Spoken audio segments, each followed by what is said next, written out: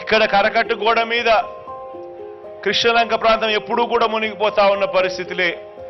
ఎప్పుడు వరదలు వచ్చినా కూడా ఇక్కడికి ప్రతి సంవత్సరం వరద వచ్చినప్పుడు ఇక్కడికి వచ్చి 4 మాటలు చెప్పే కార్యక్రమమే కానీ ఖచ్చితంగా ఈ ఏరియాకు ఈ గోడ కడితే ఇటువంటి పరిస్థితి రాదు, ఈ గోడ కట్టాలి అన్న ఆలోచన చేసిన పుణ్యం ఏ ఒక్కరూ చేయలేదు.